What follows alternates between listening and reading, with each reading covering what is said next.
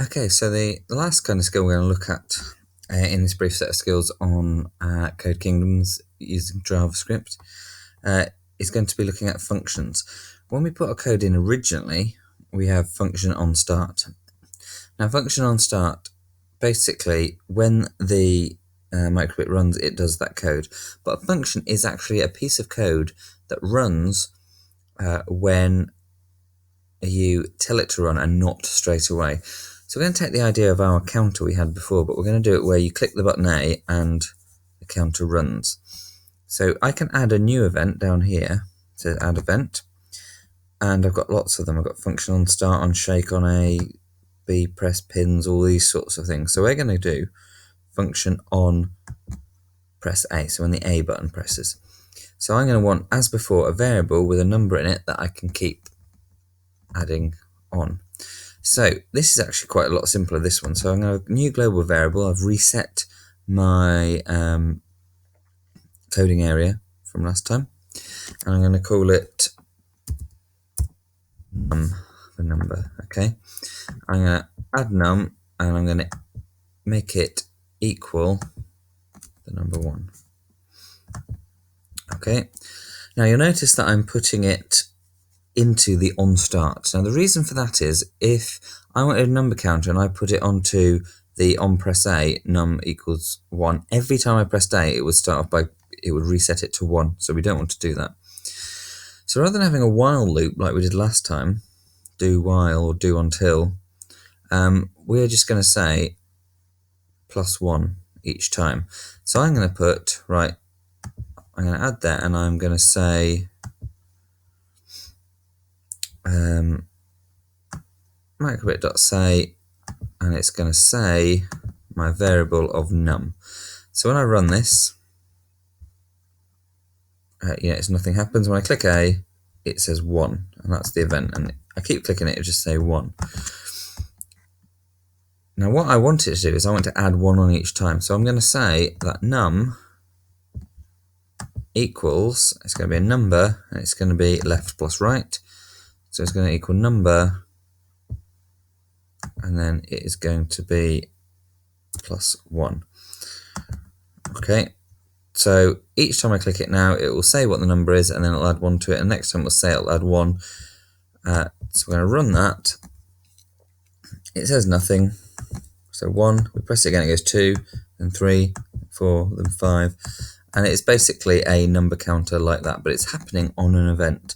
So when I click this, let this happen. Okay, so it's a function that can happen.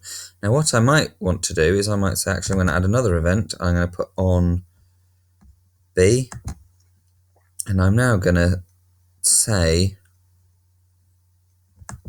the same thing. I'm going to put say, and I'm going to do a number value, and I'm going to put left minus right. So now I'm going to take my number variable, okay, which doesn't exist at the moment because it doesn't think it's a number. So let's go back to globals and put it in. Number, and then we're going to do -1. And then, oh, that's not what I wanted. I wanted it just to say the number. Apologies. And then I want it number equals, and then my number and my left minus right. See, even I make little mistakes when I do these things. And 1. So now B takes it away. So if we run it, it says 7.